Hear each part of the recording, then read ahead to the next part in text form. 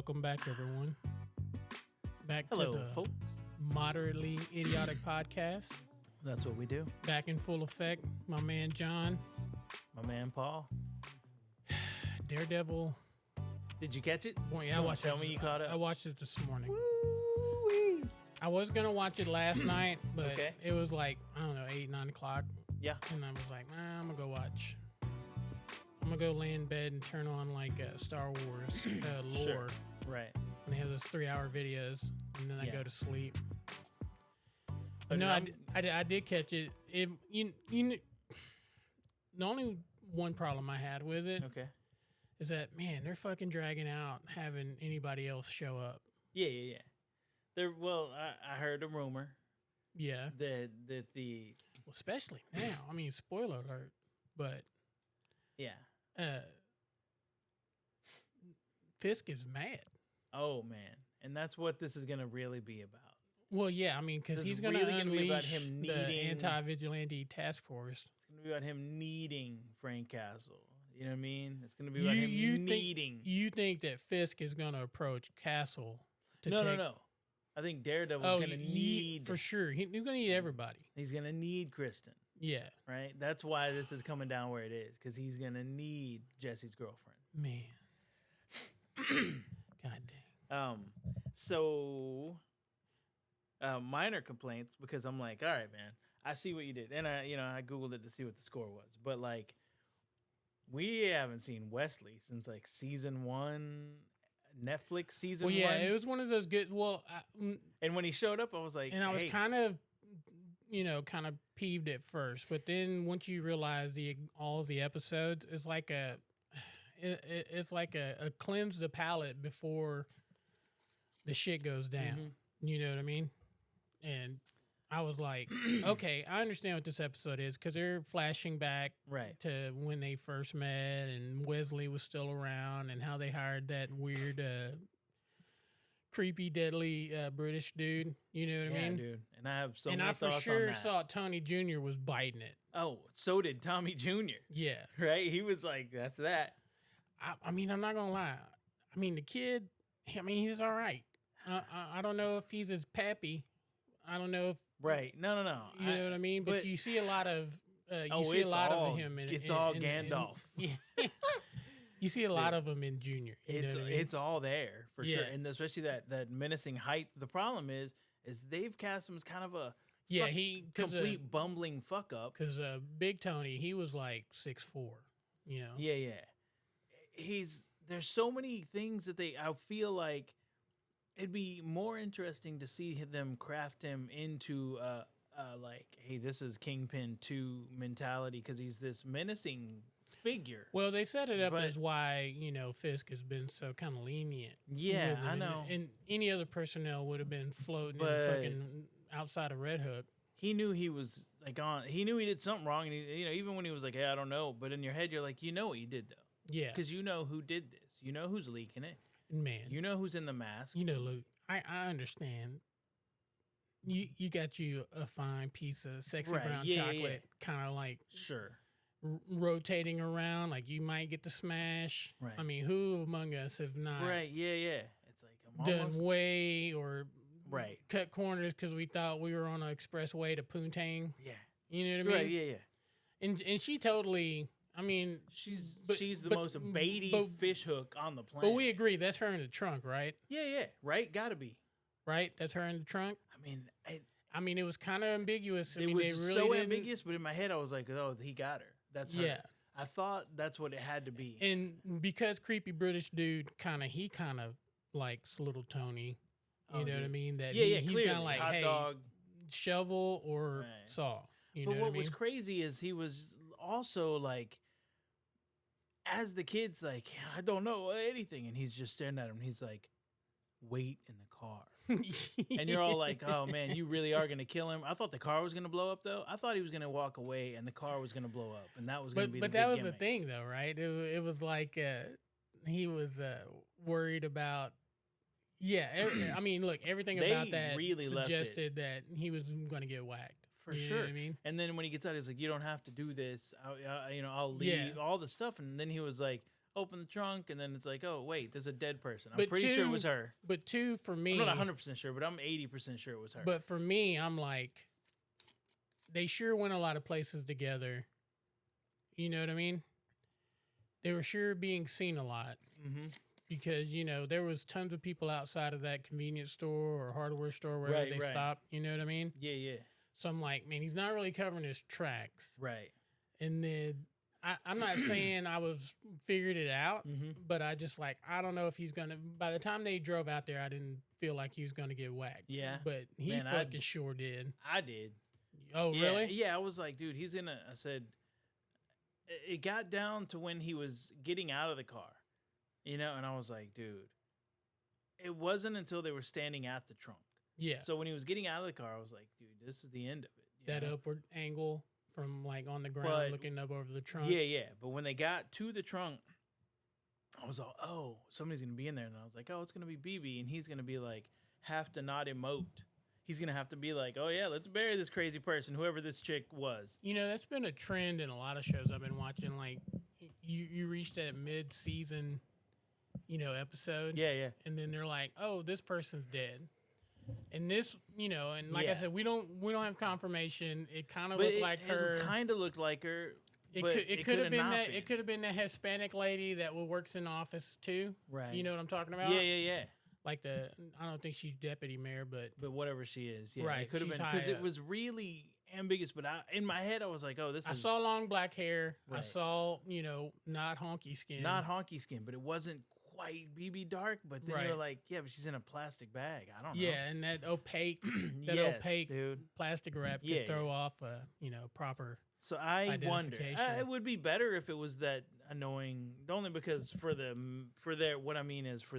mission, deputy mayor lady's been annoying. Right. Well, it's just a case of British dude getting it wrong. Right. Right. Like he's like, who's leaking it? Yeah, and, yeah. You know, she's the most, you know, and this, anti. You know, and fucking Fisk. little Tony is just fucking sweating bullets, right? Yeah, because and you got to know that. Well, and that's what I'm saying. There's a lot of things that led up to that, and I was like, I don't know, but somebody's dead in that trunk. Even this lie about Tony being like, no, I'm trying to get in on those leaks, and it's like, hey, but you know who it is. Yeah. Right. You keep eyeballing her. You keep telling her shit, and then you keep going, hey, don't and tell nobody. And you can't help yourself because, you know, she got you on that hook, man. Dude, she gives you a hug, then you're like, she's in there. She's he got in the critical vapors, condition. dude. He's like, you know, he's on them pheromones, dog. He ain't thinking straight. Yeah.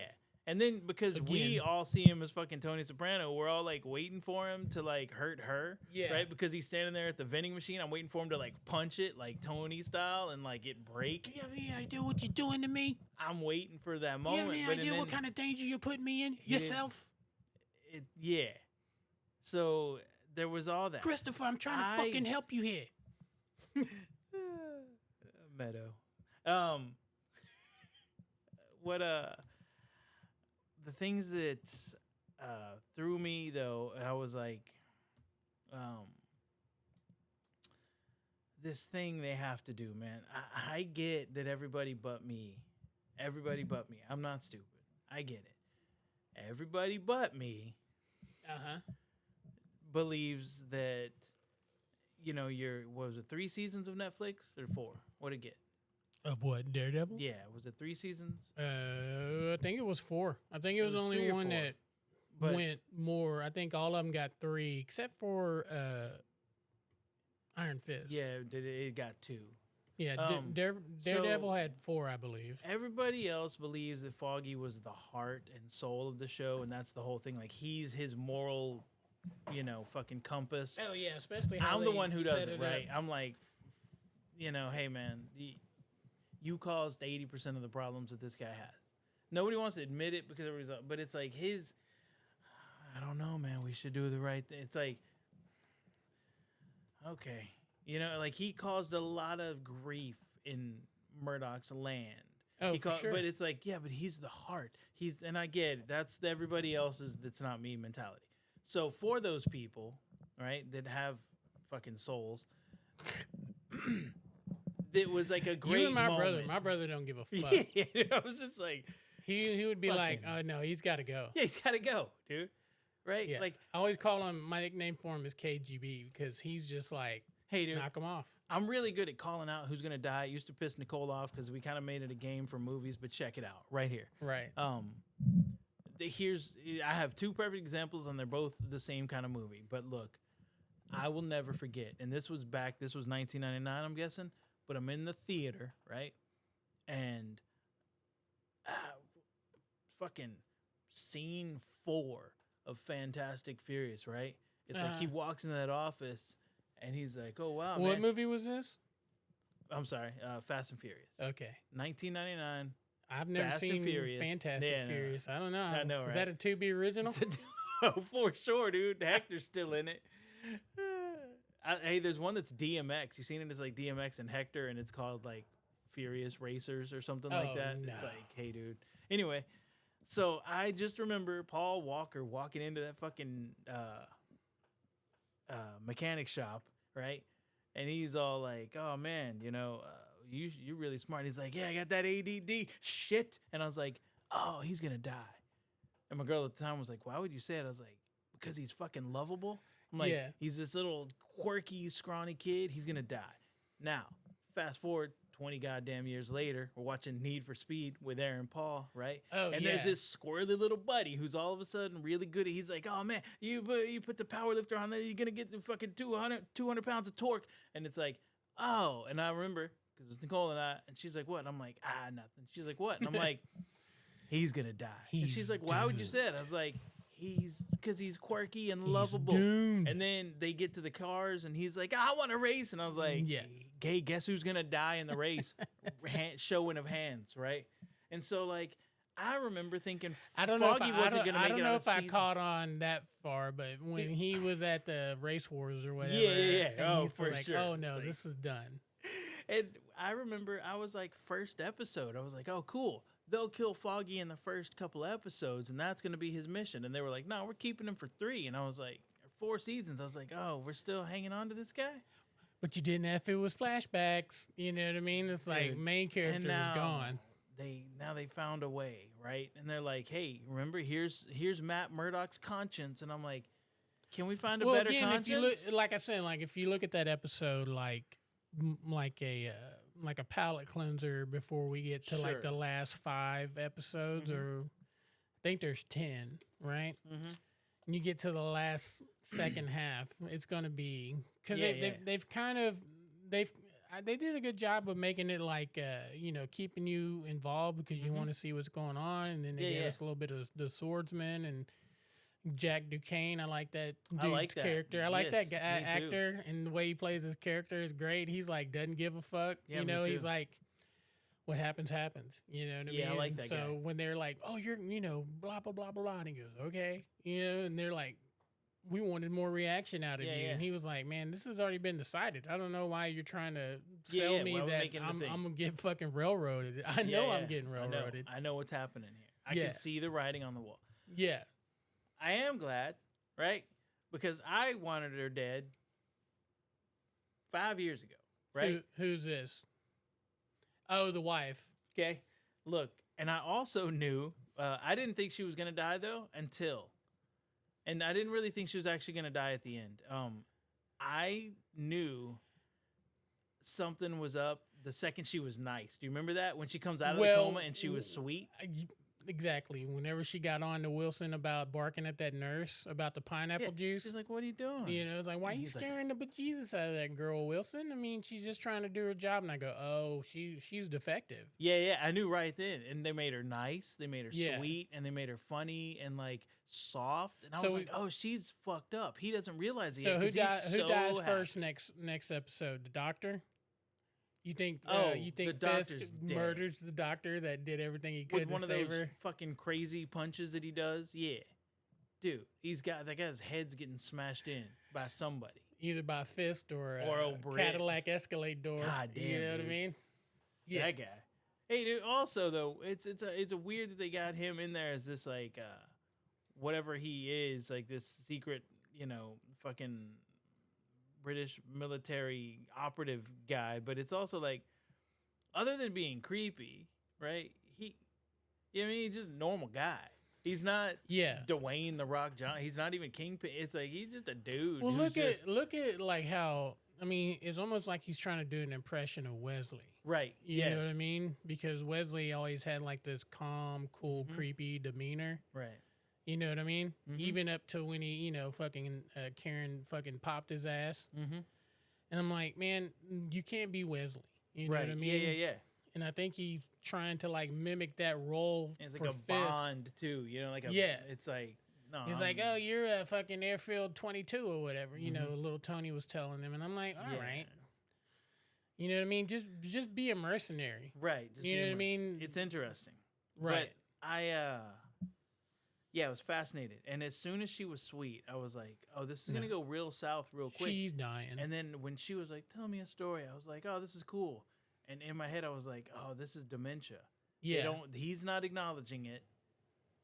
And then trauma when she did it again, trauma-induced dementia. I didn't think she was going to die. I thought they were going to take the Penguin route where it's like now he's got a caretaker. Right. So this is his mission is to like, everything is about keeping her paying $100 million a day of the city's budget or something to keep her on a machine that's now living in the fucking mayor's office. Like I thought for sure, I was like, they'll find a way to make this where his mission is keeping Fisk her. is at his desk and it's just, you know what I need you to do. Beep. Yeah. Because she's on beep, fucking, beep, and she's over there, fucking on life support. Right. I thought they were gonna take that. Whenever he says something questionable, her blood pressure goes up and the machine starts beeping. He goes, "Well, maybe we could reconsider." Yeah. Yes. She's still controlling them. Just with her, she can still hear, and that's why he keeps her around because he's like, "Fucking, we're such show writers." I swear to God, dude. We might be fired after episode 3, but we still start strong. Because I'm arguing, why aren't we bringing in?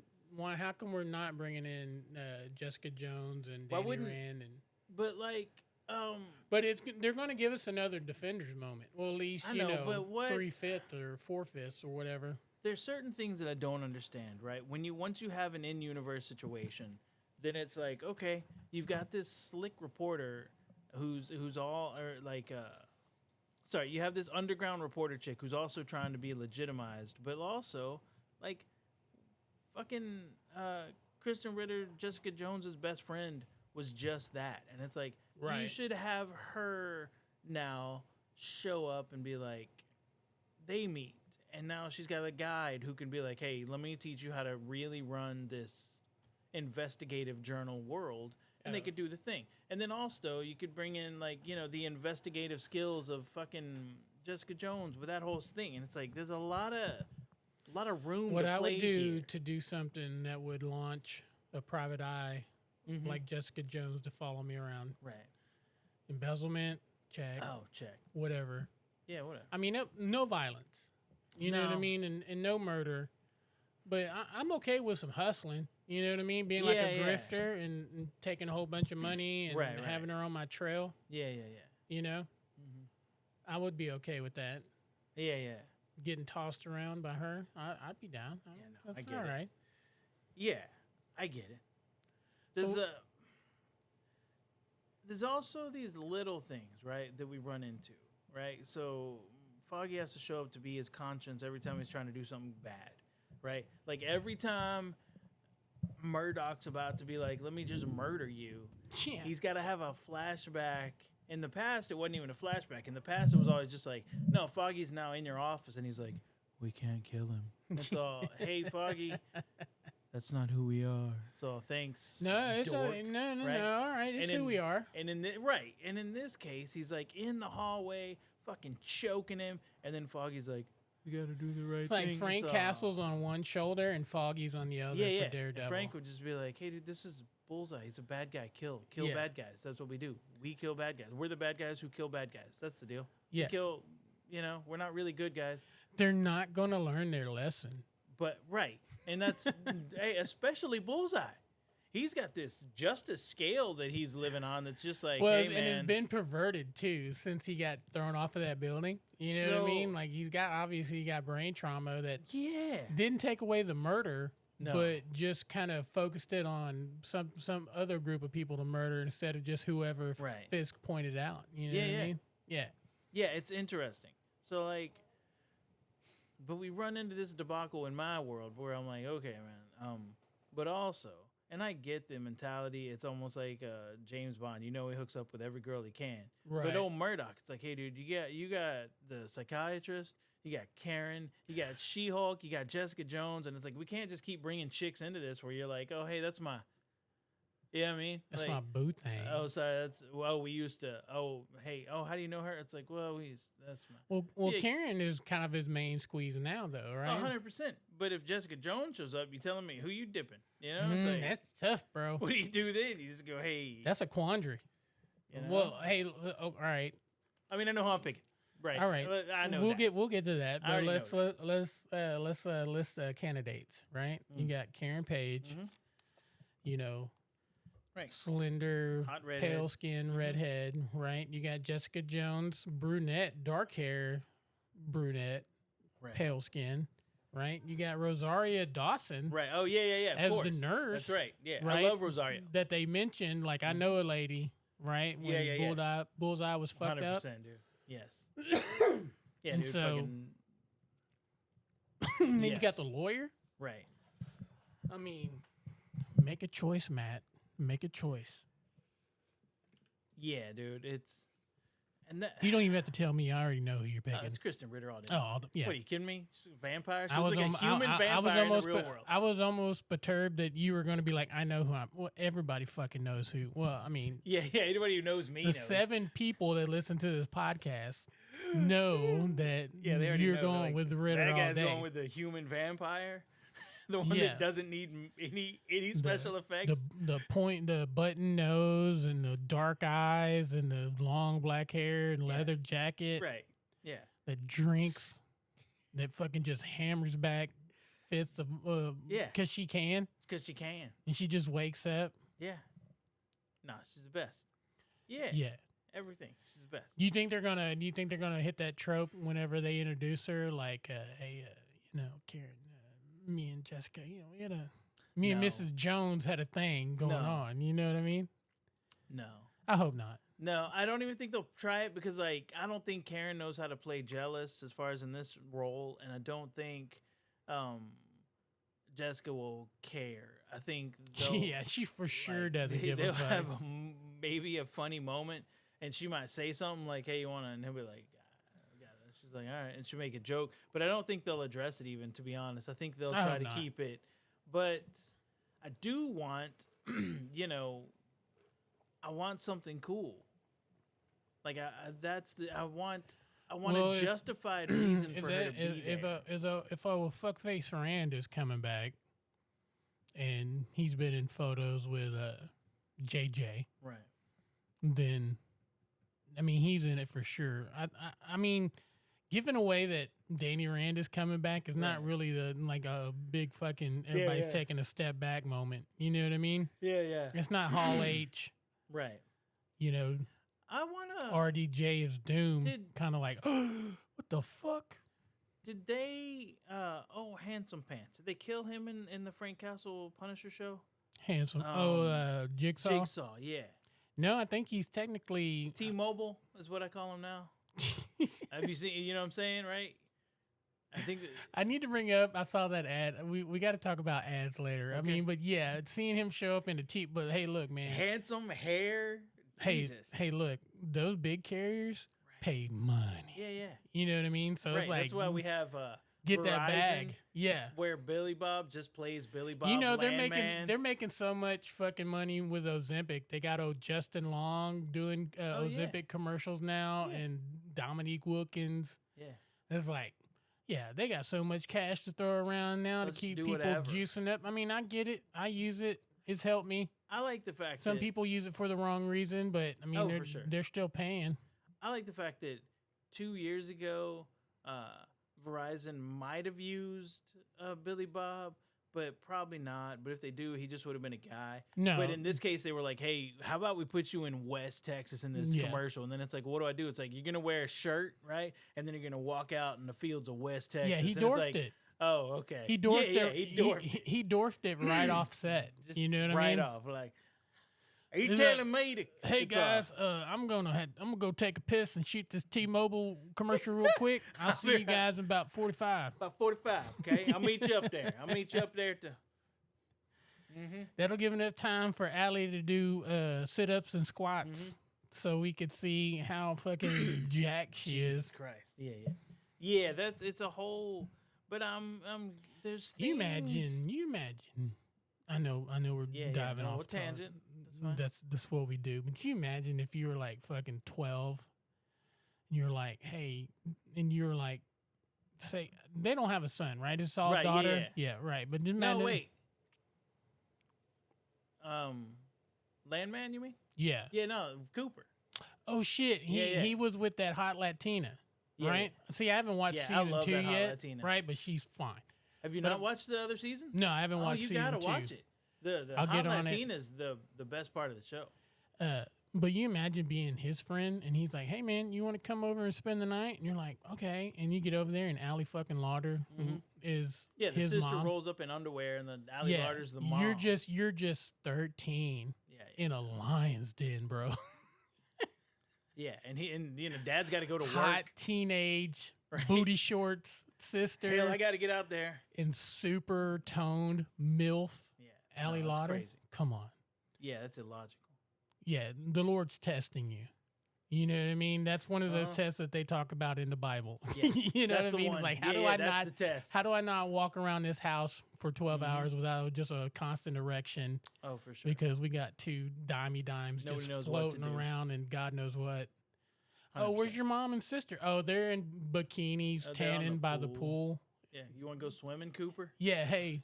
Yo, Coop. Yeah, hey, Coop, why don't we go swimming, bro? You know what I mean? I don't know, man. It's hot. I thought we'd play. Dude, I grew up with guys that had hot moms like that, and you talk about motherfuckers piling up. It was like trying to get into like a fucking, like some show that you want to see, and you're trying to get on the fucking guest list to get on it, just to go over there and see her prance around. You know, this is the 80s. Right. Yeah, my buddy, my brother's buddy. You know, they're walking around in like silk kimonos. Yeah. You know, titties just free. You know what I mean? And you're just trying to fucking maintain. Yeah. Yeah, my brother's buddy had two hot sisters, way older sisters. And it was ludicrous at times. Like, what's happening with this? And they were like, they're 17 and 19 or whatever. Yeah. And it's like, oh, okay. Doesn't matter. And we were, 9, 12. Yeah. We weren't old, you knucklehead. I'm saying you're trying to feel the change. We were kids. You're starting to feel the change. What's happening with these two hot sisters? Why are my balls humming? It's a nutty feel. They're getting a fucking Wi-Fi signal off of your fucking testicles at 9. You know, it's kind of, hey man, the system's starting to wake up. You know what I mean? Something's happening. It's like when a ship comes out of deep space travel, you know, and all the lights start flickering on. Yeah, you're like, systems are firing, you know, and you're like, hey, what the fuck is going on here? Dude, speaking of that, did you I want to crouch in a corner out of eyesight of everyone. Oh, 100%. You just triggered a thought.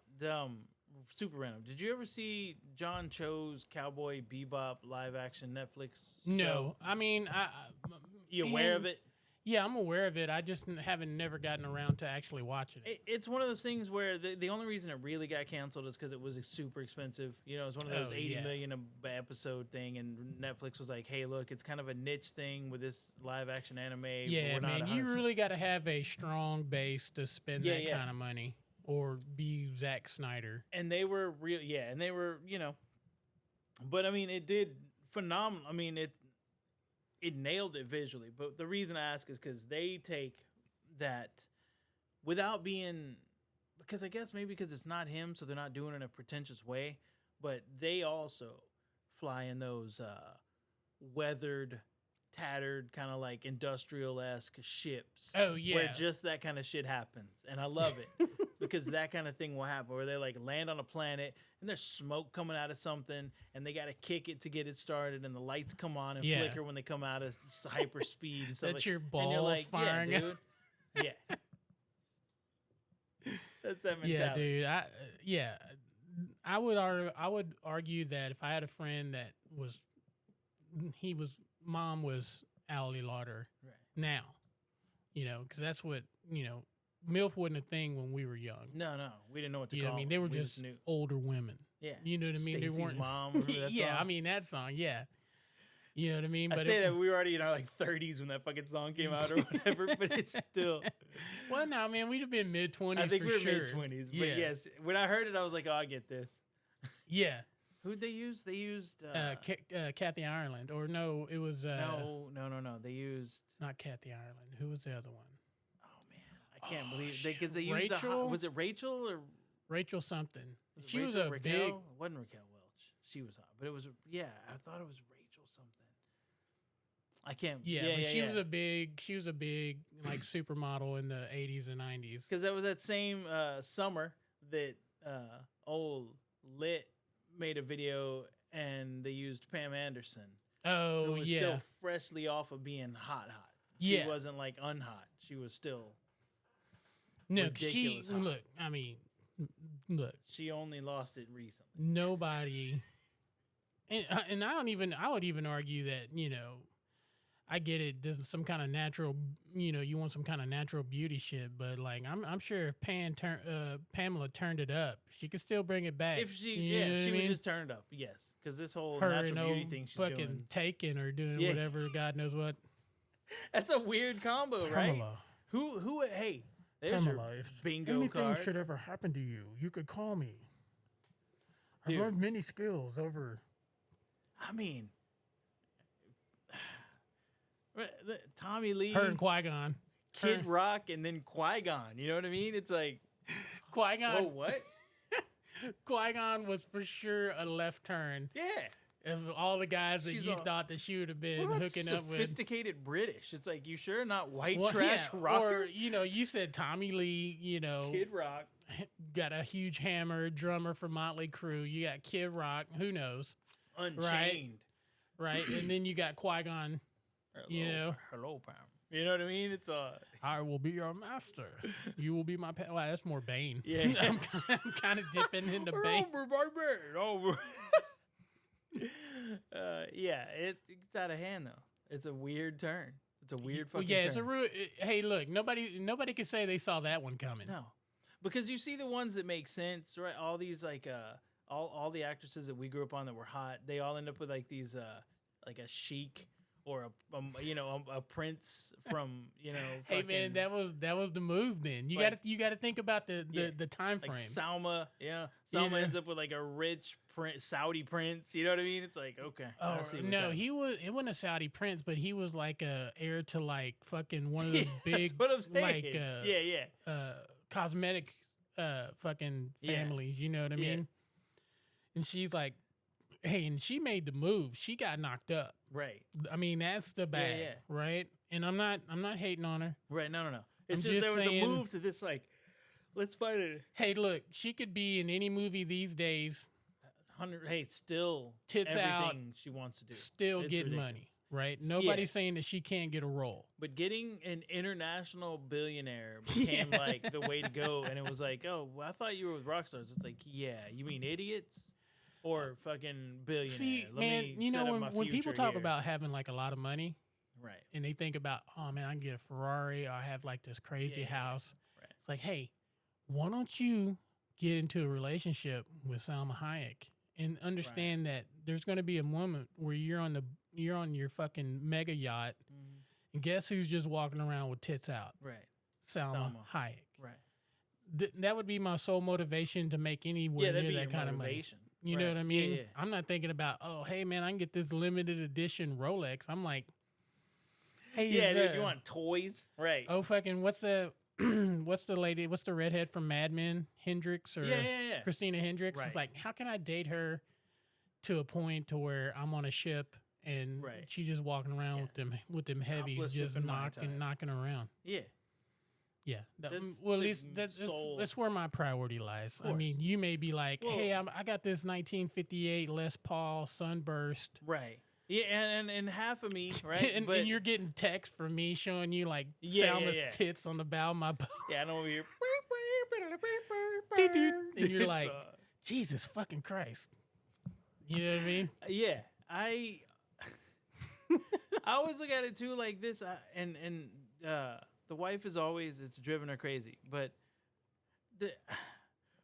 you and I had the same problem when we were talking, because like you're all right, man. No, fucking $1 billion, money's not a thing. Dream items, you know what I mean? Right. And then it's like they're still logical, and it's so fucking stupid. But in my head, it's like there's still these logical items. I'm like, there's my ultimate dream fantasy keyboard. It's still only like $2,600. Oh, right. And it's like, nah, those are rookie numbers, bro. That's what I'm saying. You got $1 billion, you got to pump it up by a factor of like 100. My dream car, and it's like I pick two of the most annoying cars on the planet. And at the end of the day, though, right, there's substitutions. I realize that I don't care about that anymore. Right. There's not cars that are like, oh, I want a 1957 Chevy Nomad or whatever. I'm like, I'm going to get a fucking Sprinter van. Oh, right. And never drive again. Yeah. You know what I mean? Yes. It's like, I'm just going to, if I had $1 billion, I'm just getting chauffeured around. I do this dumb shit, right? Because, like, obviously, man, in the ether and all, fucking a 69 Camaro is awesome, and that's one of the ones. But at the same time, I used to be about that, like a 1969 Yanko, Chevy Corvette or a Chevy Camaro or whatever. If you actually ask me, right, the first answer is going to be two cars, specifically two cars, and one because they only made like 1,200 of them, right? Okay, but the first one is going to be dumb as shit. All right, because when you go, come on, man, all the money in the world. Then I go, what is it, like a fucking Geo Metro? No, but it's just as bad. I would go, I want a 1998 Chevy Camaro. The weirdest body, worst handling, but it's that high school That's thing. when they had the rounded. It's that high school thing where, and I remember the kid who got one in graduation, 95, right? Yeah. 1995. I remember walking out and this fucking D-bag. And he's got the 1995 silver Camaro, and I just stared at it like, oh man, you motherfucker! And he was such a bad guy. Yeah, right? He was such an asshole. He was so shitty to his girlfriend. He was like such my a buddy, shitty person. Like when my buddy graduated, his grandparents bought him a 1995 Chevrolet Camaro, and it was in the paint job was chameleon teal, where it went from like blue to a purple in the right sunlight. I remember that one. You know what I mean? For sure. And man, and he was just like, I mean, he was my buddy. I wasn't ragging on that. Yeah, see, my guy was not. But then there was another guy, and he was all right, but I wouldn't say he was full blown asshole, but he got, because Pontiac, GMC, all that, it's all fucking like one corporation. And so they had a Firebird, T-top Firebird, like a V. It's so badass. It was some kind of model.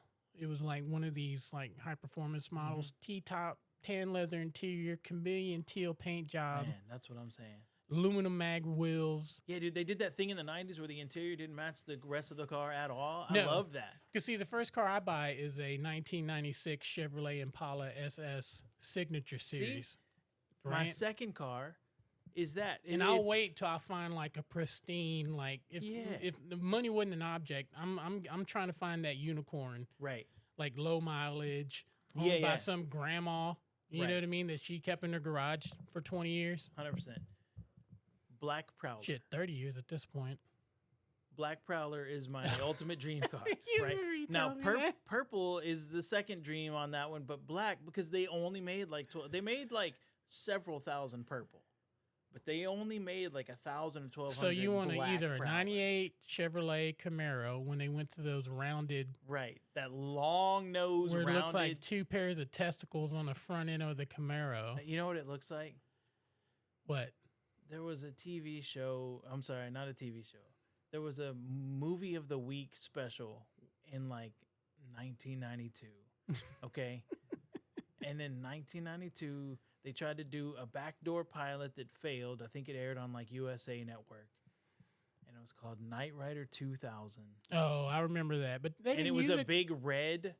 They used a red Pontiac Firebird. Firebird. Yeah. Right? But at that time they had to modify a different car to get it to look. See, I don't know why they, especially now in this generation, especially like if we made different decisions when we were younger and we were actually at a point to where we could go like, oh man, I want to go buy me a fucking Firebird. Right. And then they're like, well, you can't get an old one, but buying those Camaros that they convert into. Oh, yes. I mean, they're cool and all. Yes. But I don't know why neither one of why Pontiac never had some kind of licensing deal where I don't understand it. They'd have anniversary edition Bandit. Why would you not, dude? Their own shit. Yeah. You know what I mean? Because I remember that video of the one where they made him one, and it's beautiful. Yeah, it's crazy, but it's like $475,000. Yes. Yeah. You know what I mean? Yep. And there's a slim percentage of motherfuckers that could afford that. Did you ever hear that contract he had?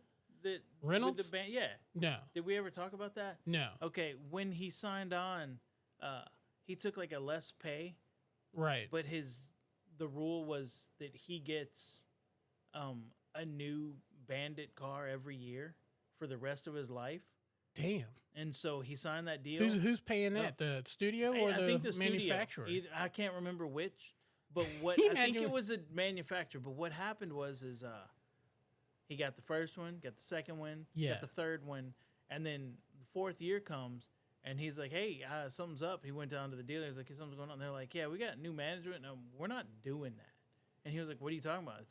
They were like, "Yeah, no, we know, but that's fucking crazy." First of all, go fuck yourself, right? Yeah. Go fuck yourself. How are you going to deny the opportunity? The Burt Reynolds? Do you know how much PR that would bring if they were still giving fucking Burt Reynolds a brand new fucking Firebird? Yeah. I mean, whatever it costs to get them that would pay for itself because, there's a lot of fucking old Bandit fans that be like, oh, shit. Mm-hmm. Look at these guys. Oh, dude. He'd put every one up for auction every year. He'd keep 3, right? And what he could do would be like, I'll keep the 75. I'll keep the 85. Yeah. I'll keep the 95. You know what I mean? So he's got like his anniversary editions or whatever. But then everything else, he's like, yeah, let's auction this shit off for charity. Whatever. Yeah, I mean, you could do something good with it. You could do lots of good and then hang on to your coolest. I mean, and I know this is going into another tangent, but it's just kind of like that. They just don't do business like they used to back in the day. No. You know what I mean? No. It's like you could be a Super Bowl. You imagine if you were a Super Bowl winning quarterback, Dallas Cowboy. You're Troy Aikman. Mm-hmm. You think you was paying for any car, any pickup truck when you walked onto a dealership if you didn't already have one under contract, like as an endorsement? Yeah. That you were ever going to pay for another fucking pickup truck? 100% no. Ford, Chevrolet, doesn't matter who. Doesn't matter. Right? Yeah. You do 2 commercials a year, and then we're like, we'll just give you a fucking King Ranch every year. You just keep showing up and making commercials. Yeah. Yeah. Yeah, why would you not? It's the same thing with Burt Reynolds. Like, why would you not have the Bandit show up for as long as he could, draw a crowd, auction it off for charity, make 2, give Burt 1, auction 1 off, have him fucking sign the dashboard, raise money for charity, people come in, buy cars. Well, nowadays they're just like they're just paying these fucking kids on TikTok or Instagram all this money to do shit, Dude, like Harley was in a slump. It's like, hey, this is how I start my morning. Yeah. I get up and I make this mushroom coffee. Then I take a massive shit for 25 minutes because it just clears me out. So stupid. And then I fold clothes. Yeah, I don't need it. Harley was in a slump, and they started trying to do little things to make sales work, and they introduced like a bike that was like a smaller scale, smaller displacement engine. And they were I like, always all right, like that's those cool. Sportsters. Yeah. And they did some really cool things. They were like, hey, what if we make kind of a sleek one? They had this Street 500 that was a really cool bike that I'm a fan of. But then when they were like, hey, we're still slumping, they did the thing they needed to do. And they signed an endorsement deal and were like, hey, Momoa, you get your own clothing line. And we'll pay for this fucking documentary you want to make where you drive across the country. Look, somebody had the balls. Who was that guy in the pitch meeting? It's like, all right, fellas, we need some ideas. Our sales numbers are doing better, but they're not where we're at. We have our #1 supporter in the world. Karen? I'm sorry, not Karen. Brenda, do you have an idea? How about we sign Momoa and have him ride bikes? Yeah. And we'll make him We'll just sell Hawaiian themed fucking leather motorcycle jackets. Whatever he wants. And watch the money roll in. And they all look. I remember, because I did. I remember on the drop that it sold out the entire line. The shirts, the jackets, the pants, the boots, right? Within seconds online. And then they were like, all right. And then they did a second drop and it sold out. And then they were like, you just got to like the guy. Here, take pictures. You know what I mean? There's something about that dude. Hey, look, for me, when we said this before, he'll always be a fucking bro in my book. Right. Because he bagged the hottest Cosby daughter. It wasn't Denise. Yeah. He bagged the hottest Cosby daughter, exactly. The oldest. I feel like I'm walking into a booby trap here. But he caught the oldest, hottest Cosby daughter, right? Yeah. And no shade on Felicia, because look, Felicia could have got it back in the day. Right, Felicia can still get it now. Right. I'm not even going to lie about it. You know what I mean? Yeah, I think she's dead. If so, rest in peace, Felicia. Rest in peace, Felicia, wherever you are. You made me feel things as a 11-year-old. Man, that there's a whole episode is like the different hot girls of our era, where it was like that My Two Dads chick. Oh yeah, Stacy, and then she rolled over, and it was like she was one of the Step by Step kids with the other hot girl. So it was like, okay, I like both of you. And then it was like, anytime those short-lived shows, people were like, what is that show? It's like, hey, man, I know it was only on for one season, but in my brain, it's My on Two Dads replay, might have been 10 10 years. I don't know. Paul Reiser was in it or some shit. It's like, what is this cornball show? It's like, I don't know. There was a hot chick. Isn't that crazy? You think about it now, being that you're nearing 50. Yeah. And you just think about how you didn't care two fucks about the content of that show. No. You just wanted to show up. Yeah.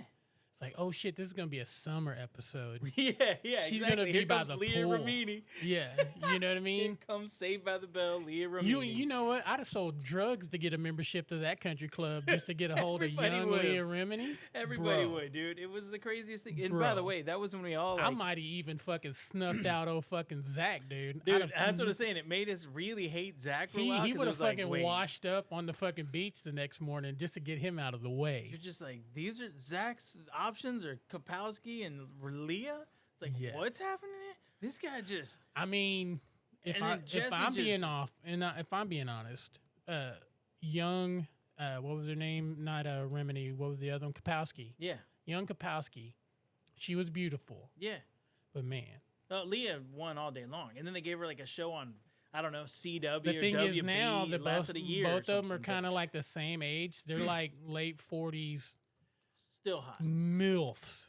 You know what I mean? Hot. And now it's a tougher choice because I fully believe that I was more attracted. I'm more attracted to MILF Tiffany Amber Thiessen. Oh, for sure. Than Kapowski. Yeah. Once she hit... Remini's been hitting it since the beginning. Never Young stopped. Remini. Never stopped. King of Queens Remini. Never stopped. Crazy Scientology Remini. Yo. I'm still there. I'll join the cult. I'll leave the cult with you. I'd been grabbing them fucking soup cans and telling all my secrets if I thought I had a shot. Whatever you got. You know whatever what I mean? You need me to follow. Whatever. Even though I'd be like, hey man, I know this is all bullshit. Yeah. How much do you need to get me in the same room with Leah Remini? You know what I mean? Let's fucking cut down the brass tacks here. You motherfuckers are crazy, but you got access. You know what I'm saying? Now, and she's blowing up on all sorts of shit because she's got a podcast and she keeps coming up on stuff. But like Topanga now is hotter than she ever was. She was hot. Don't get me wrong. I'm pro Topanga. Topanga is awesome in every way, but now absolutely she showed up on MILF Topanga. She showed up on the Lawrence Bros podcast, and then she's got her own. And now she was on some ABC hosting like American Idol thing, and I'm like, hey, Topanga, ridiculously hot. It's funny, you know, and I think I don't know if she's a real name, but get out of here. What all I'm saying is that there's moments in your life as a young man, especially when it comes to pop culture and TV, which we cling to. Mm-hmm. Well, I don't say cling, but we swim. That's all we had as kids. That's why. Yeah, we swim heavy in that river. Right. Just to see a 12-year-old with just fucking Zeppelins as that was ludicrous. In Boy Meets World. Yeah, you know what I mean? It was confusing. You know what I mean? It's like Jesus. They didn't do nothing to tone them bad boys down. That was a different era. Thank God she wasn't on a fucking Nickelodeon show. You know what I mean? Nickelodeon would have fucked her up. So they'd have ate her fucking alive, dude. They'd have been showing her feet, having wearing bikini tops. You know what I mean? I just watched these two, one Stranger Things kid, that Gayton, yeah. and then his buddy made a movie, but his buddy is from something else. And it's this like squirrely kid that's really weird. But anyway, they were on there, and they were on the Mark Norman's podcast. Right. Oh, yeah, I haven't watched that yet. But one of the things is they're like, hey, man, how'd you guys avoid, the fucking traps of this kid shit? Because, like, it's one of two ways. It either works out or it fucking fails. And then I don't know if it's either the Gayton kid or Sam that says it, but he's just like, I mean, we we weren't on Nickelodeon. Yeah, dude. And you're like, you watch any of that fucking documentary, and you're like, man, these poor fuckers. Dude, it's nobody at Nickelodeon. Nickelodeon was a fucking meat grinder for like young, hot teen actors, dude. They couldn't make one good, like, hey guys, I fully believe that whatever's fucking going on with Ariana Grande, where she's fucking just disappearing in front of our eyes. Yeah, right. It's got to stem from all that feet shit they made her do on that fucking show she was on Nickelodeon. There's got to be something to it. Yeah, well, I mean, look, all of those kids are fucked up. Even, when you watch that, I mean, you don't know if it's true because you also have to take it. Look, I'm not saying it's not. I'm not saying it's terrible. Right. I'm just saying they're also actors, right? Mm-hmm. If any of these kind of like shows, even if it was kind of like a parody or a real life deal about people in TV trying to be actors, even Wonder Man. Right. Like, everything's an opportunity to get some press. Man, everything. Right? Yes. You know what I mean? And so you think of all these people that are coming out that are still, like, maybe this is their last heave-ho to have to lock on to get some kind of, like, fame or kind of get a little bit back into the spotlight. I mean, Feldman. I mean, look, I don't want to go off on Feldman again because we went full Feldman last podcast, but I'm just saying. Right, yeah. But I'm not saying he's lying. I'm not saying that boy went through horrible shit. Right. Yeah, he's definitely not lying about shit that happened to him physically. Yeah. Right. We know that's whether he was fucking neck and neck with fucking Leo DiCaprio for Titanic. Okay. We could argue that. Right. But how many times was it, how many times was the scenario the creepy director and he's like, wait, it's like, hey, look, Feldman and Hamer out there, so you know what? Go. This is what I don't understand, right? And maybe it's because I'm not a pedo. Right. Neither one of us. I hope I don't have to fucking edit that out. Right? Be all right. You didn't say the whole word. When you're in a business where, especially in Los Angeles, and you're just in a fucking grocery mart of just the hottest people who came from all around to try to be on TV. Yeah. And you're in a land where if you got a little juice at any kind of like movie studio or actor or whatever, there's no shortages of women ready to do all kind of debauchery in order to get a role. I just don't understand why you're fucking hawking after fucking young kids. Never understood. You know what I mean? We'll never understand it ever. Right? Especially when you're in a situation where it's like, hey man, like it's like if they said Brad Pitt. Take a real instance. If Brad Pitt came out as like he was molesting kids, I would say nobody who's been that fucking handsome for that fucking long would ever need to do. I mean, it's like, man, well, it's like the Bert Kreischer that asked, what's his face on his podcast. Oh, right, the Rob Lowe moment. Yeah, Rob Lowe is like, hey, Rob Lowe, did you ever get so tired of pussy that you wanted to be gay? And he's like, no. Like, the way that face he made is fucking iconic. He's just like... Charlie Sheen is full of shit, bro. He was just coked up. That's all it was. He just like, he was so cocaine fever dreams. Blurry-eyed, coked up with a heart on, and he saw a rectum, and he's like, oh shit, it's a dude, but whatever. We're already into this. Hey, get down where you get down. Get down where you get down. But you know what I mean? But don't say you got tired of pussy. Yeah, I don't want to hear that. No, he's like, no. Don't look me in the eye and tell me that lie. The problem I have with it, because you're right, it's because we aren't into the thing. But like, if you are that, because what you have to realize, that casting director is casting a couple of things, right? So sure, man, he's casting all these cornball little kid shows, right? Right. But he's the same exact casting set guy that's doing these shows, the Saturday morning California Dreams, Saved by the Bell types and follow-ups. Well, those people were not the Saved by the Bell kids grew up, but like California Dreams kids, those kids were all in their 20s. Like, they were all 19, 20, 21, 22. If you're casting the 90210s, the Heights, any of that shit, if you're the guy that's already casting for these shows, right? Like, can I talk to an angel? Shut up. We just got dinged. No, it's 10 seconds. We were way under 10 seconds. That's the deal. This thing though, if they're like, hey man, you're the casting director for You Can't Do That on Television on Nickelodeon, and it's all people under 12, or your options are rolling over to the Saved by the Bell set where Kelly Kapowski's now 19. It's like, why are you? Well, and every girl in the world wants to be on one of these 10 shows that's on, and every girl that's over 18 is like, hey, I want to be on. Well, that's the point that a lot of people don't know. Is a lot of these teenagers, air quotes, who are on these shows, most of them are already, they're not, they're all seniors. Right. They're all 18 and above. Yeah. You have plenty of 23-year-olds. Like, who was that? Cousin? Jesse's cousin? Jesse's cousin, dude. That girl was 36 super hot, years old. You know what I mean? And she even talked about it. She was like, I was 27 when I did that show. Oh, dude. With that, the two things, right? You remember when Fast and Furious 3 came out, Tokyo Drift? Yeah. Okay. In that movie, old fucking Lucas shows up, and when he shows up, he's like, I'm in high school. I was like, that's weird. I don't think you are. And then the guy he'd be like a 7th year senior. His bully though is Brad from Home Improvement. You're like, hey, that kid was in college. We know he's mid-30s at that point in that movie, in that show. The best part was the girl they're fighting over. Oh yeah, she was 31 in that scene. Yeah. And I'm like, hey, we know Homeboy's out of college because he was graduating college the last season of fucking Home Improvement.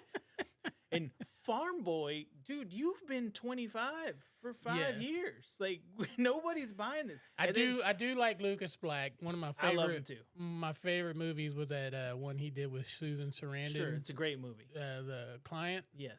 Oh man, it's in that era that we talk about all the time, like that. Yes. 94 to 2000, where it was this golden age of fucking movies, man. I agree. Everything that we love, that we held on to for all these years, all was in that time. Ones we'll still put on because they're like, there's nothing on. It's like, I don't feel like fucking searching. Well, a lot of those movies that produced in that era are the ones that, like, I always call them, like, I always say, no matter where it is in the show. Oh, yeah, Tombstone. Got it. Tombstone. I don't care if it's like at the last part. I'm watching it to the end. And I don't know if you're this way, but Stargate is that for me. The movie. I'm not no, talking yeah, about the movie. The second I see Kurt Russell with a fucking chop top haircut, with a fucking that square fucking flat top, dude. And those weird German Nazi sunglasses that like Rommel wore in the fucking desert during World War II. What the fuck combination was that? What set director was like, hey man, can we get it more square? He's like, you know what's real tactical? How do we have these round John Lennon fucking leather glasses? Yeah, right. It was linen glasses with fucking leather fucking cups around there so the sand couldn't get in. And then his square head, he was like, hey, I've got a pretty square head. Let's not go too square on the flat top. They were like, we can make it sharper. And they were like, how do we do it? He's like, no, man, we got this glue. Did you spend a lot of time in the makeup chair for prosthetics? No, but it took them 2 hours to fucking get my jar head correct. You know what I mean? So I was like a perfect fucking rectangle. And they were like, how do we offset this? They're like, what do you think about some like aviator glasses from 1920? Hey, you ever played that fucking game, Street Fighter? You ever seen that one guy in the combat where his fucking mohawk or his flat top is crazy? You know what I mean? Can we do that? Yeah, but we can't do it super crazy, but we can get as close.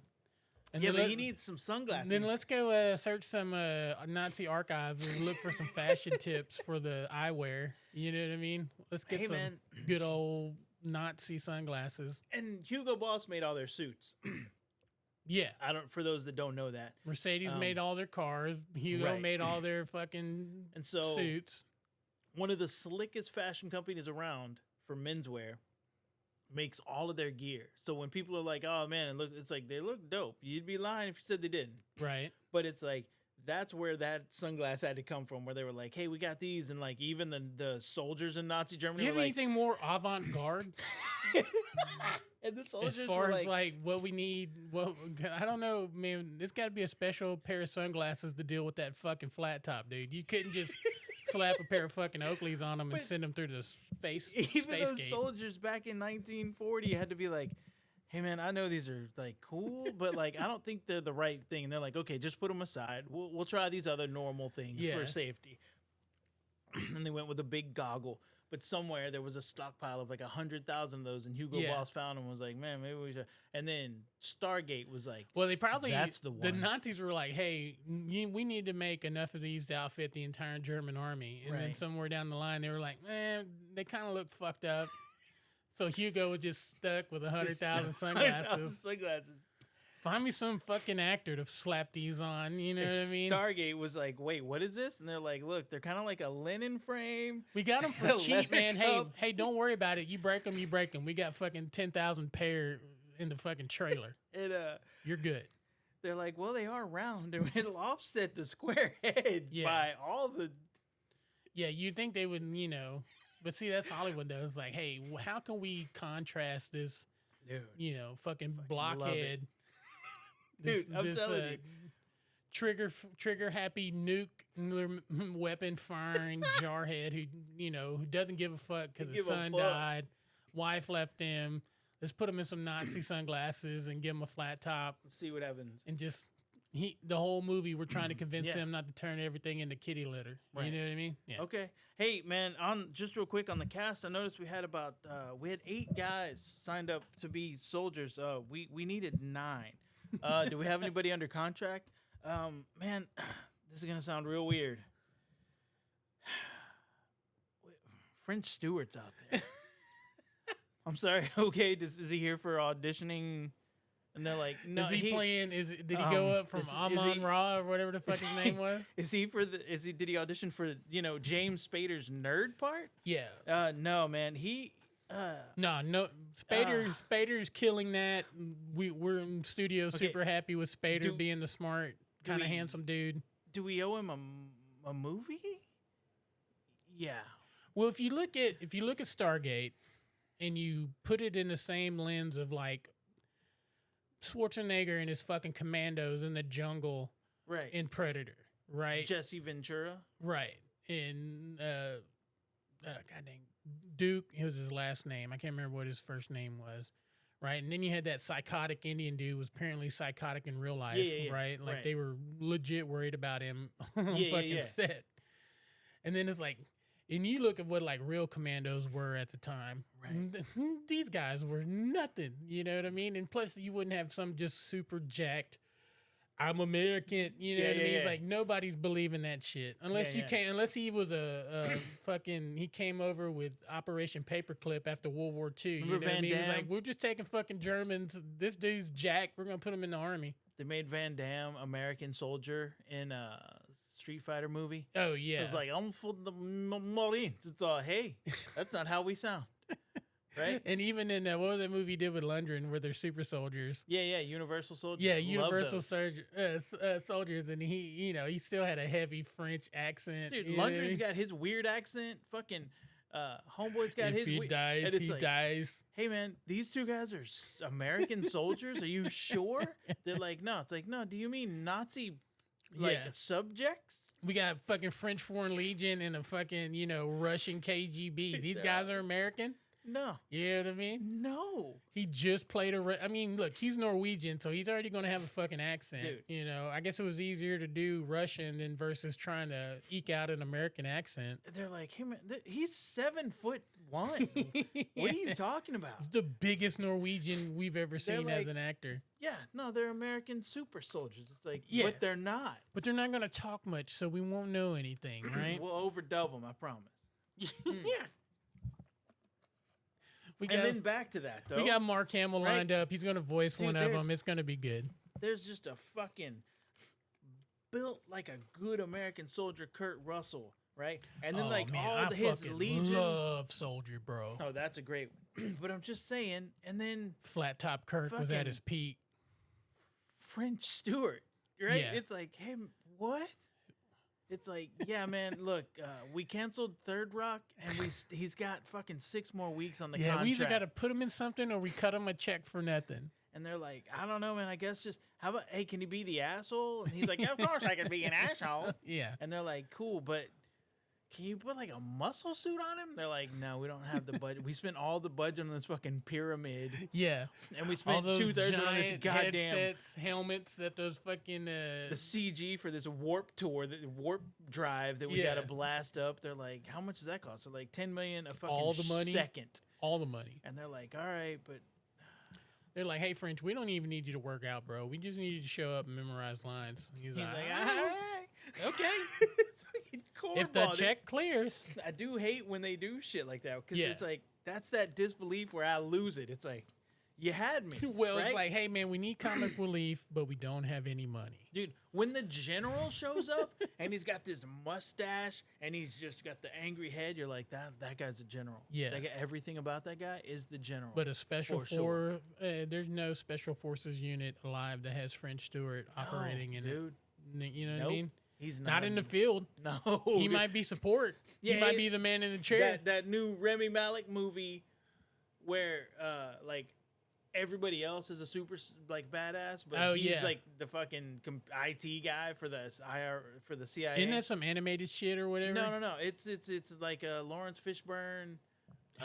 I know the Remy movie. Malek. I can't think of it. I can't think of the name. Oh, The Amateur. Is that what it's called? Yeah. And he's just like, I'm the new guy. It's like, I can fucking hack him to death. He was an analyst in the CIA, and they're like his girlfriend got murked. Yeah, and then he was like, well, maybe I don't know how to do spy things, but I'm good at some things. I can hack into fucking mainframes and shut down red lights. I can build a bomb out of a fucking coffee maker and annihilate. Hey, look, I'm just saying, own that from the beginning. If they were like, hey, French, you're the tech guy, then that's cool. Because then I would be like, oh, yeah. That's perfect. So while we got some Army Rangers here, and you're like, this motherfucker's an Army Ranger? He'll be like, well, check out what he can do. And he's like, and then like something blows up from a mile away, and they're like, oh, shit, he's like a drone strike. It's like when you see DJ Qualls in Armageddon. You know what I mean? He's just fucking skinny, pale, eating Hot Pockets, drinking fucking Jolt Cola. Right. You know what I mean? Just fucking saving the world. You know what I mean? Exactly. I buy that all day. All day. Never once in that movie do I question that this guy's actually like a super smart weirdo. Because that's what you're supposed to do. That's how you're supposed to cast a movie. It's this thing where we're like the new Oscar rules. Oh, yeah. Right? Where everything has to be a thing. And it's like, no, man. They're called actors, and it was great. I'm just saying it's going to be hard to make a Nazi-era movie, and you got black German soldiers. That shit don't fly, bro. It was great when we did 2 things. We, let actors be actors, right? Yeah. And it's like, no, man, Angelina Jolie is not British. But you know what? She's Laura Croft twice. Sure. And she 100% nailed it. There wasn't a moment where I was like, I don't know. Yeah, but I mean, if you were a fan of the video game and then you saw the pixelated and you saw her and you're like, okay. What we did was we fucked up when we did dumb shit. Now Sansa's going to be the new Tomb Raider. I know. I'm okay with it. The pictures look really cool. When that movie Alone in the Dark came out, and then Steven Dorff and Christian Slater show up, you're like, all right, that's cool. And then they're like, hey, we need a scientist. And I'm like, we have Tara Reid. No, man. I said we need a scientist. I think you heard me wrong. I didn't say stripper. I didn't say hot girlfriend. I said we need a scientist. They're like, no, we have a nuclear biologist. That's another thing. It's like nuclear biologist. If from what I understand, if you're trying to get a project off the ground and you got to front load it with like actors that have signed on, right? So if you got a script and you got a story. Right. And you're like, well, who's going to be in it? And you're like, hey, look, man, Steven Dorff's fresh off a Blade. Yeah, Steven Dorff. We got Christian Slater. He's making his comeback. Dorff is on the hot tip at that moment, right? It's like it was before he went into whatever he is. We got a lot of young Canadian actors coming down. We're shooting it in Toronto or wherever the fuck it was. It's great, man. DeCascos is going to play a... Yeah. You know, and they were like, hey, but we're still having trouble casting this doctor. Okay. And somebody goes, hey, man, what about Tara Reid? What about her? Chuck? We've already casted all the hot chicks. You know what I mean? And they're like, no, for the scientists. Hey, man. There's a reason why they chose Penny to be Penny on The Big Bang Theory. Right. And this is no shade to Blossom. Mm-hmm. Right? Right, but she wasn't. Because in my book... Hey, in my book, Blossom's got it too. Yeah. Agreed. Because we Fowler, grew up in that. Farrah Fowler can still get it. Right. Yes. Neurosurgeon, PhD, doesn't matter. Yeah, it doesn't matter. No, dude, Jenna Von Oy from Blossom, I'm still in there. Even Six, if it, I loved her. That's such a crush on Six. Six was my hugest crush. Yeah. Dude.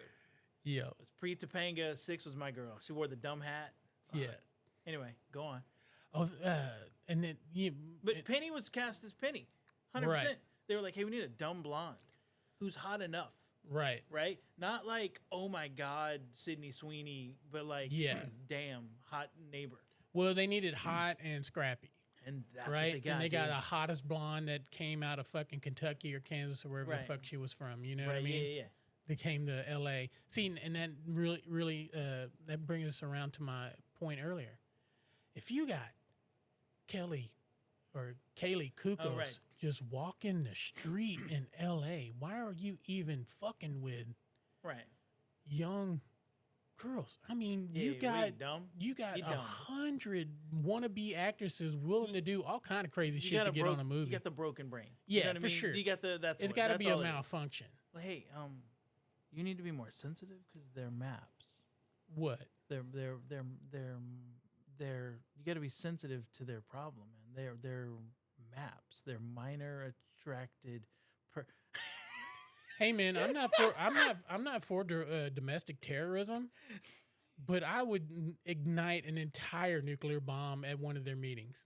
1,000%. You know what I mean? The second you set up that meeting, you just hire a Frank Castle type to go, hey, look, hey, or those two dudes that do it on TikTok. Yeah, they go like show up and just are like, hey, what's up, Predator? You know, and you're like, oh fuck.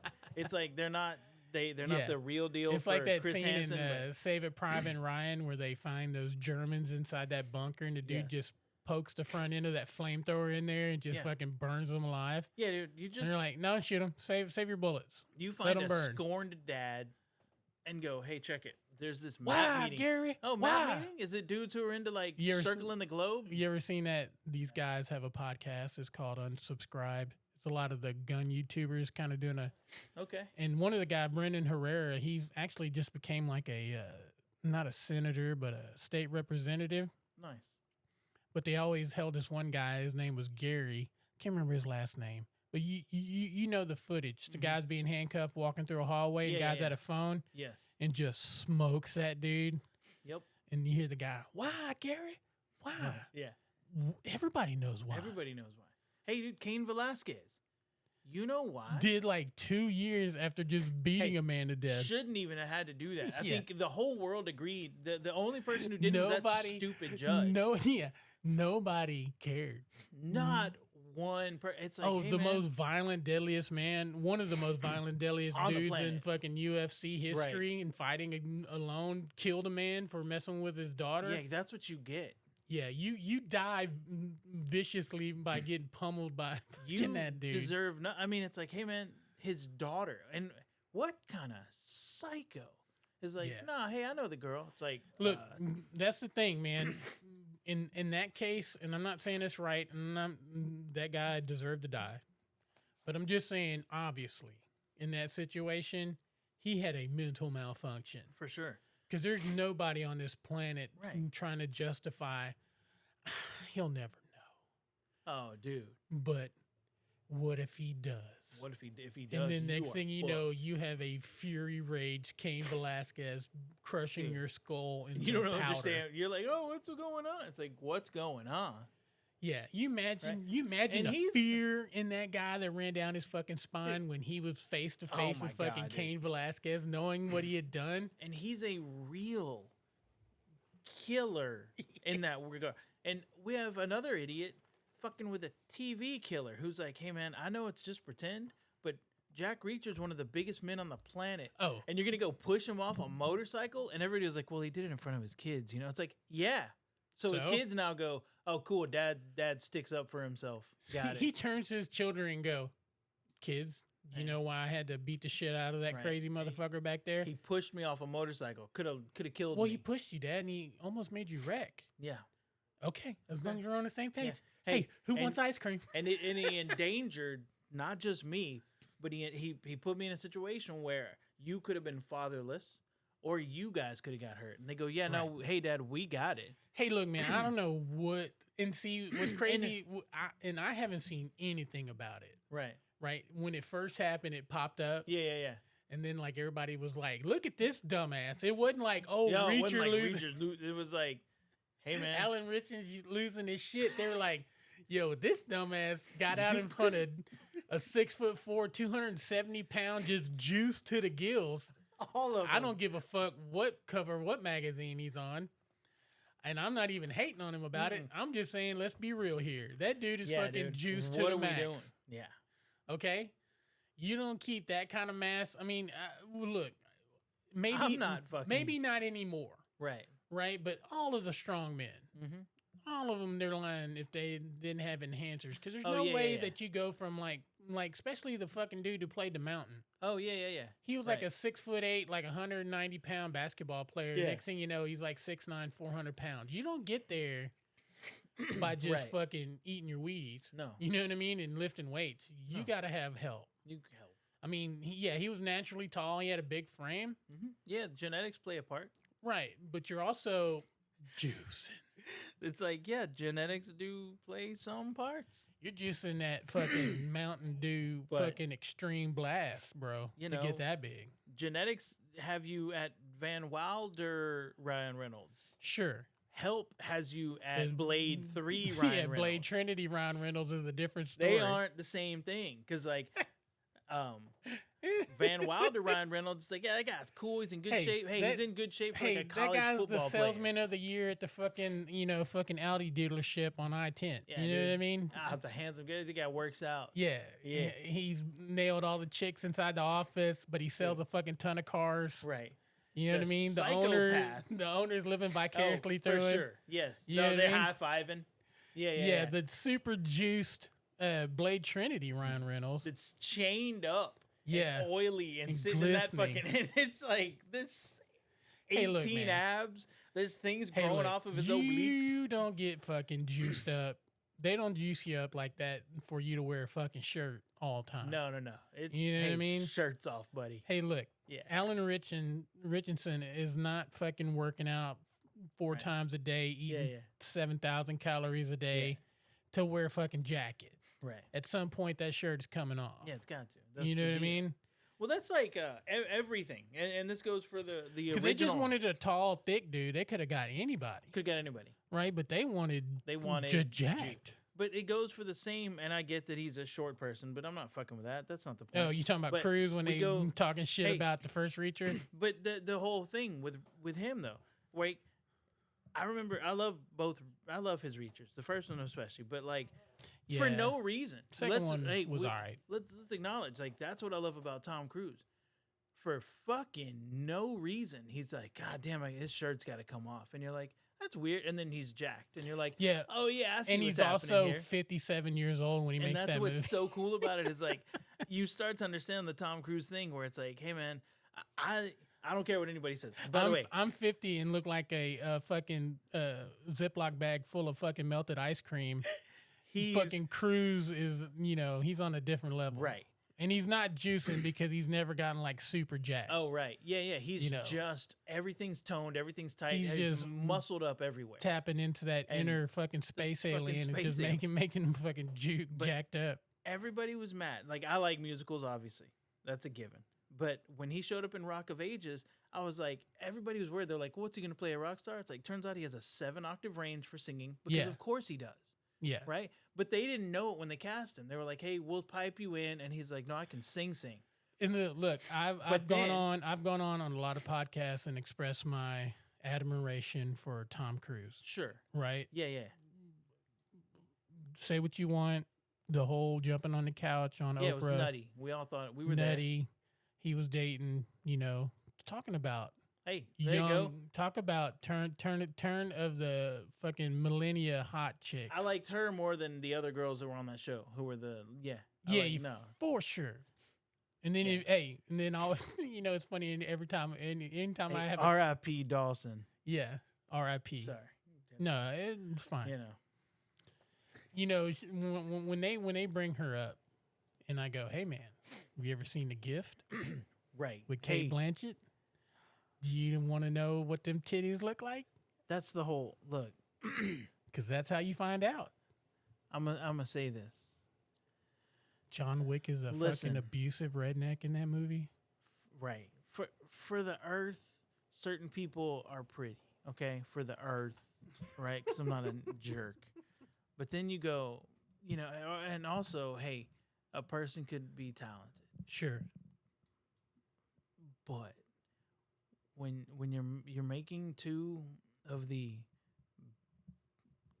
arguably most successful, most important, most relevant, most impactful superhero movies of all fucking time.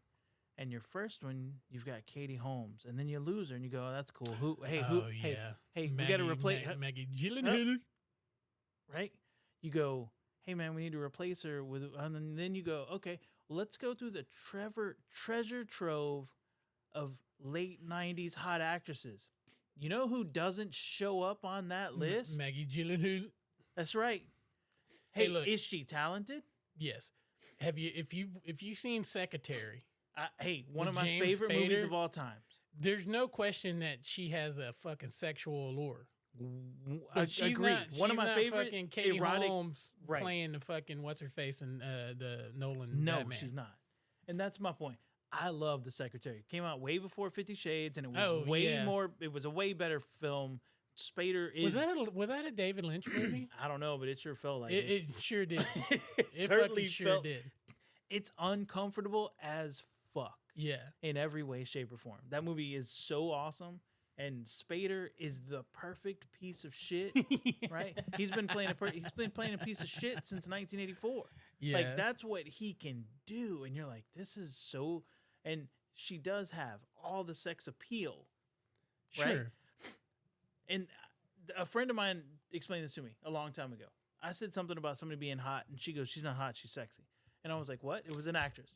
And I'm not saying Gyllenhaal. I'm saying she explained to me that like you could see a face like Angelina Jolie's face or Megan Fox's face and go, "Oh my God, they're beautiful." Sure. And then there's people where you go, "Oh wow, you're right. The actual breakdown of the face of this person isn't that beautiful, but she's sexy and has a sex appeal." So I understand that those are two different things. So that's why I'm like, no, Secretary Jolie arguably could have. She has both. Oh, of course. Well, yeah. No, you can have both. She got it.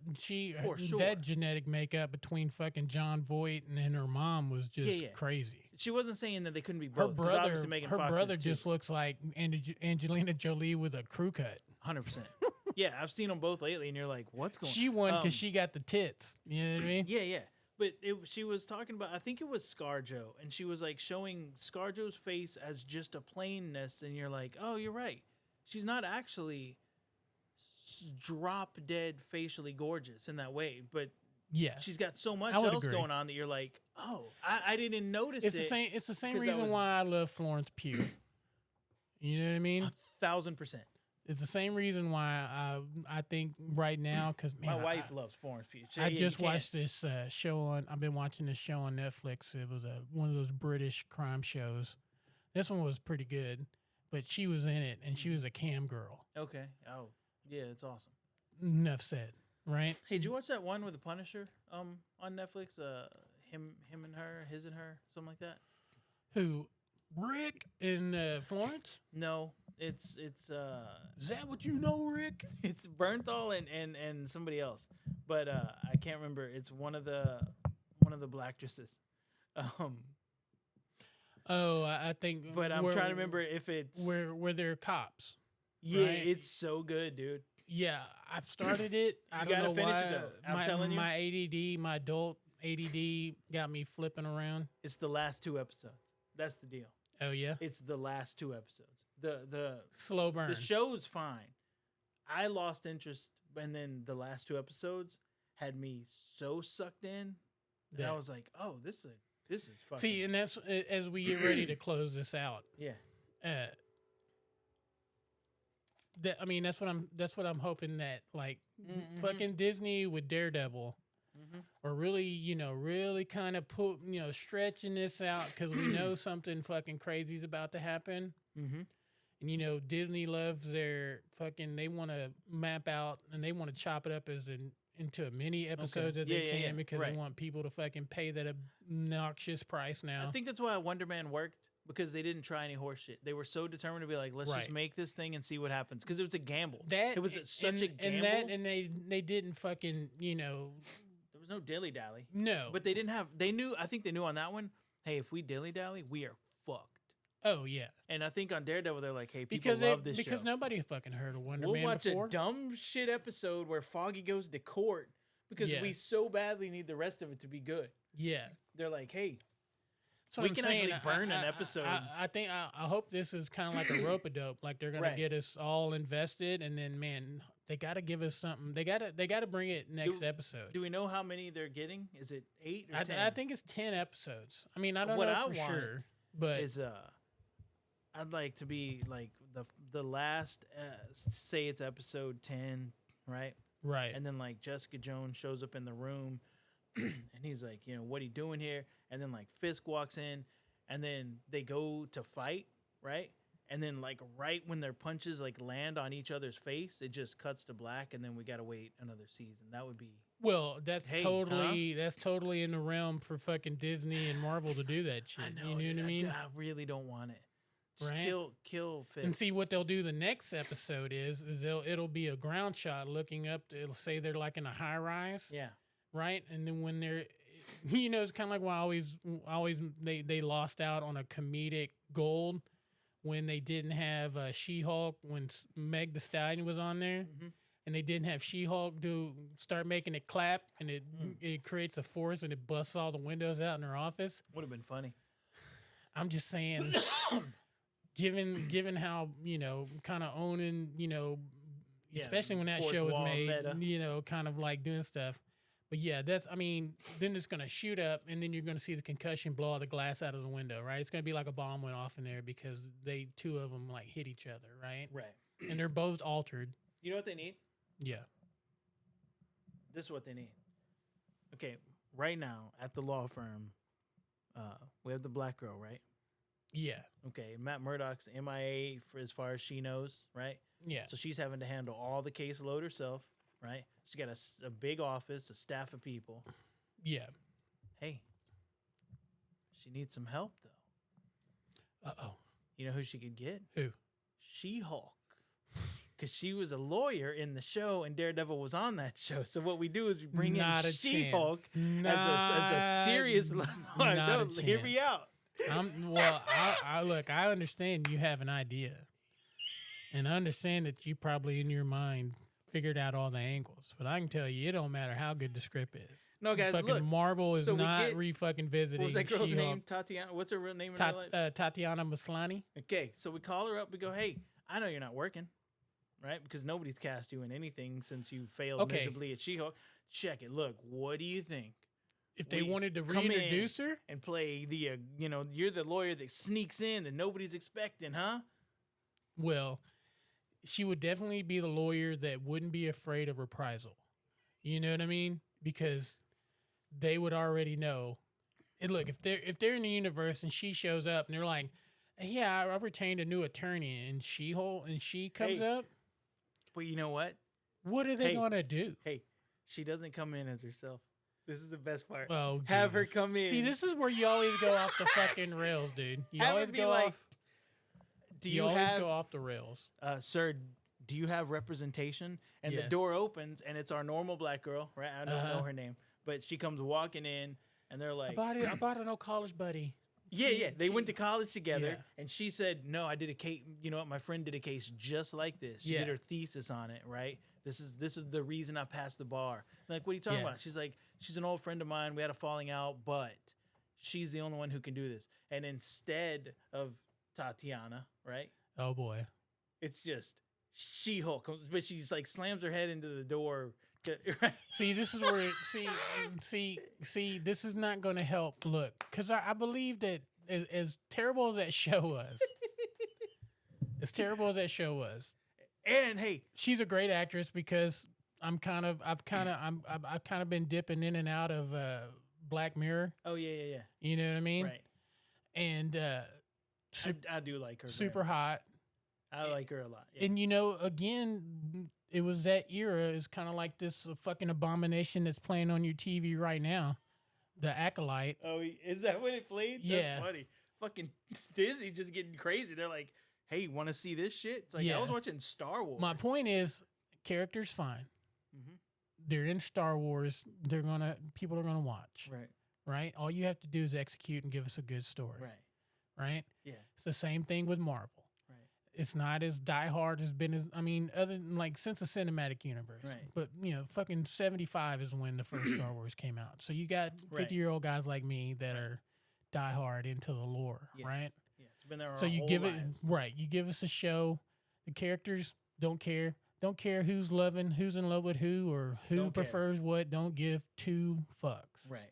What I do care is that you give me an executed, well written story that furthers this great legacy that Lucas. And Lucas didn't do everything right. Right. Of course. But he did enough. He did enough right. He did enough to give us things that generations of nerds have grown up on. Right. If they wanted to reintroduce her as She-Hulk, they can't. It can't be corny. Are you sure though? I am absolutely sure. Look what I'm thinking. So the normal lawyer walks in, right? Her friend then comes in, but they slow the music down, right? And they show like a high heel with a green. What do you want her to hit her head, then walk in and then turn and fucking wink at the camera? That's exactly what I was gonna say. And then she goes something like, "Didn't see that coming," right? She goes, "Woo," and she says something like,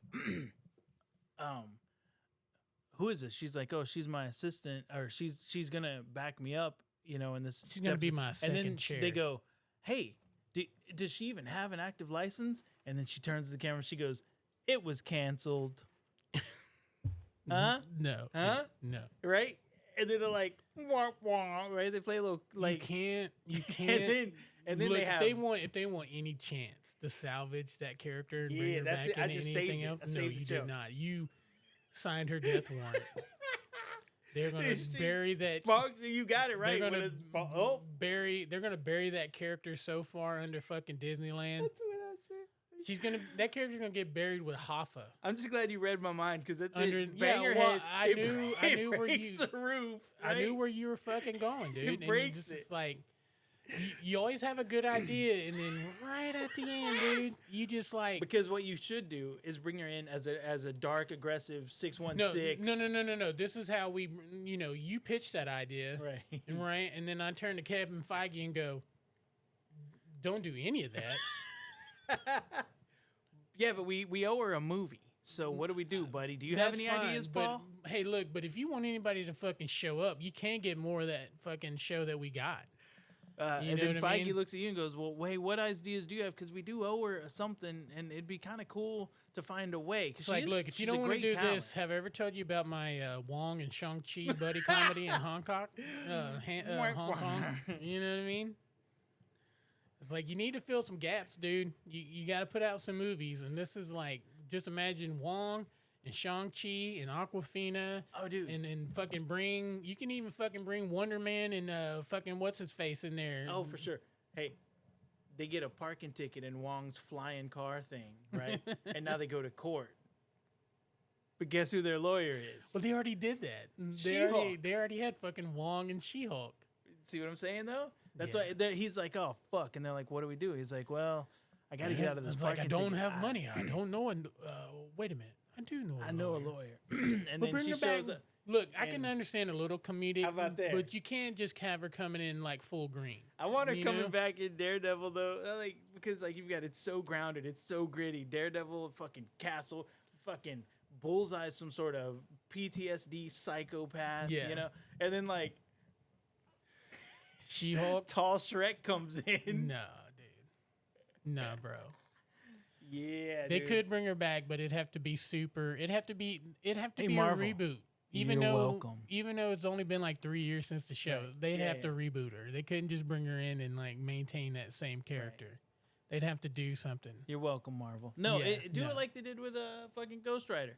They were like, hey, Ghost Rider did amazingly well, but people think it's corny. Let's go get those 2 psychopaths from fucking, what was the name of that movie?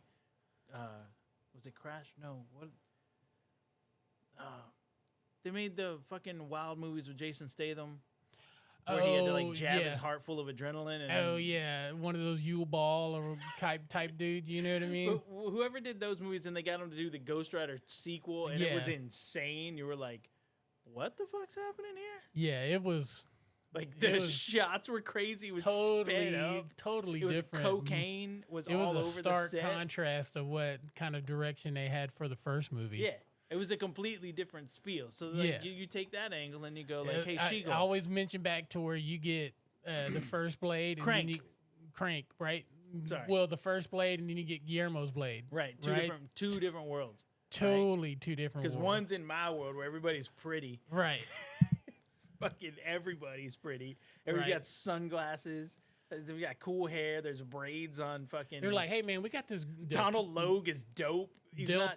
Yeah, everything about that movie was great. You know, it's one is like, second one, I'm not saying it was bad. I'm just saying it's kind of like the movie. It's like M.I. Wu, right, and then Del Toro Blade, right. Second Blade. It's just so we can do it. Marvel has experience with this, so you bring her back as like a not She-Hulk outfit. She's just super ready to be a lawyer. Yeah. No jokes. Don't do any jokes. Have her wearing one of them fucking things that Banner was wearing in that show that kind of kept his Hulk at bay. And do something, if you want to do a nod to it, though, like something clever would be like them getting into it and in the court, and then her eye turns green and she just gets a little mad and then fades it back. But then they keep it grounded. I'm not saying that. You could find a way to do it. No, I'm just saying that's much more better than for her to bump her head and wink at the fucking camera. And like break all that wood apart, so everybody turns around. And like in a serious show, let's just throw in some fucking. Karen's slapstick. crying because that's what Karen fucking does, right? Yeah, Karen got fucking out Karen'd. But like, you know what I mean? This chick just shows up and she's like, "Whoops!" and she stumbles because she's too tall, you know? Yeah. So no, instead of my shitty idea, yes, bring her in as like super serious. Like, yeah, that's that friend I pissed off. She's still mad at me, and then she's like, "Hey, you know, don't fuck with me, or you know what I'll do." Yeah. And then she's like, "Oh yeah, I know who she really is." You won't like me when I'm angry. All right. Well, I think that's about to do it, folks. Thanks for tuning in, the 4 of you. Like and subscribe. Check out Marvel. You're welcome. Marvel. I'm sorry. Please don't hold that against me. Please don't listen to any. If I get invited to a premiere, I'm going. I don't want John to fuck it up. And they're like, hey, man, that fat bald guy's all right, but that other dude. Idiot. Yeah, that guy that, fucking Filipino Lou Diamond Phillip over here. We don't know what to talk. He, did you hear his idea? Yeah, find something for him to do because we don't want him in any pitch meetings. Thank you, folks. Yeah, take care of yourselves. I'm excited for next week's episode. Yeah, for sure. You know, I work this weekend. I can't wait to find out. Monday, Tuesday, so I'll be at home Tuesday night watching it. Because, after the last episode and all the things that they set up, and see, that's what I'm saying. It's like, I feel like they got to come in heavy on the next episode. Agreed. I'm not saying they have to just be balls out for the next 4. Right, but they got to give us a little something because they've been kind of stringing us along, and just giving us, bits and pieces. Again, it's a slow burn when a Foggy comes back to talk. Yeah, and then that's what I'm saying. If their whole idea was no offense, Foggy, it's not. No, you. No. Nobody's hating on Foggy, dude. I'm just saying, if that was a palate cleanser, because the next fucking 4 or 5 episodes are going to be fucking balls to the wall, violent. Then I'm okay because Castle's coming back, right? Jones is coming back, Rand is coming back. Yeah, could be cool. Are we gonna get a Luke Cage? Are we gonna get? It'd be neat. Who else was in there? No, it was Jones, Iron Fist, Luke Cage, Daredevil, right? Those were the Defenders, and Elektra. Well, it'd be cool if it all happens by accident. They show up just in an elevator and then it cuts and then it freeze frames and then they like thumbs up. Yeah. And then the doors are about to close, John, and then a She-Hulk hand. John, there's a reason why you create music. I mean, as a music creator, you are very talented. And I say that because I can't create shit. But all right, go watch Daredevil. Y'all take care, folks. Go watch Daredevil Born Again. Follow along. Like and subscribe. Appreciate y'all. Episodes every Friday for right now. So this will be out tomorrow. Yeah. And all right, we'll see everybody next time.